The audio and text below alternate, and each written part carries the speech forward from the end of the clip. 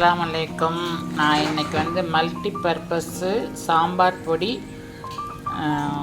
உங்களுக்கு எப்படி செய்யணும்னு காட்ட போகிறேன். இது மீன் குழம்பு வைக்கலாம், அப்புறம் சாம்பார் வைக்கலாம், வத்த குழம்பு வைக்கலாம், மீன் பொரிக்கிறதுக்கும் இது தடவிக்கலாம். அதான் மல்டி பர்பஸ்ன்னு சொல்கிறேன்.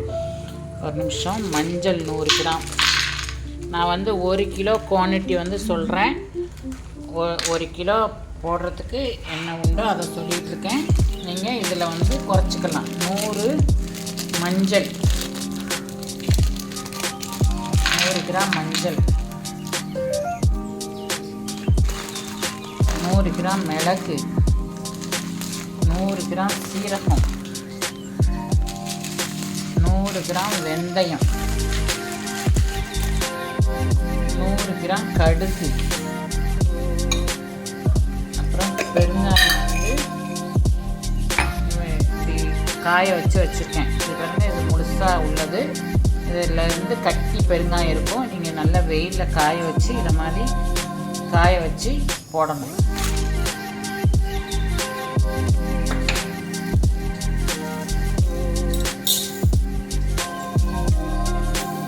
தோரம்பருப்பு 100 கிராம்,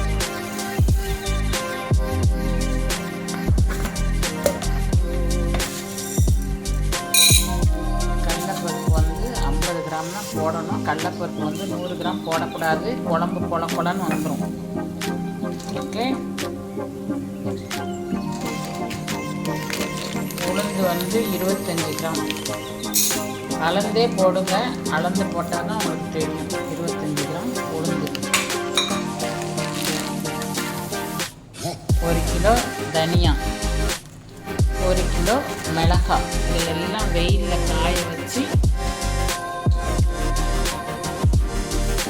இது கருவேப்பிலை நல்ல வெயிலில் காய வச்சுருக்கேன். மிளகா வெயிலில் காய வச்சாச்சு, இது வெயிலில் காய வச்சாச்சு. இதையும் நல்ல வெயிலில் காய வச்சு நீங்கள் அரைச்சிங்கன்னா சூப்பராக இருக்கும். மல்டி பர்பஸ் பொடி. எல்லோரும் இது நேயர் விருப்பம். எல்லோரும் சொல்கிறாங்க, நீங்கள் அரைச்சி வச்சுருக்க பொடி போடுறேன், அரைச்சி என்ன தான் பொடி போடுறீங்கன்னு கேட்குறாங்க வாட்ஸ்அப்லேயும் நேர்லேயும். அதனால் இதுதான் 1 கிலோ தனியா, 1 கிலோ மிளகாய், 100 சீரகம், 100 கடுகு, 100 வெந்தயம், ஒரு பாக்கெட்டு வெங்காயம், 100 துவரம்பருப்பு, 50 கிராம் கடலைப்பருப்பு, 25 கிராம் உளுந்து, மஞ்சள் 100 கிராம், இந்த மிளகு 100, அப்புறம் கருவேப்பிலை ஒரு கைப்பிடி. இவ்வளோ தான் இதுக்கு தேவையான பொருள். எல்லாத்தையும் நல்லா காய வச்சு வெயிலில் அரைச்சிங்கன்னா சூப்பராக இருக்கும்.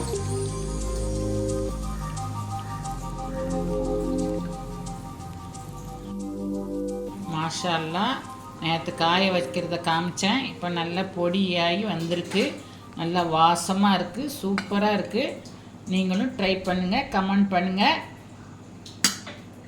இதை கண்டிப்பாக ட்ரை பண்ணுங்கள். சூப்பராக இருக்கும். உங்கள் வீட்டுக்காரர் பிள்ளைங்க எல்லாம் அல்டிமேட்டாக லைக் கொடுப்பாங்க. சூப்பராக செஞ்சுருக்கியே அப்படின்னு கண்டிப்பாக செஞ்சு பாருங்கள்.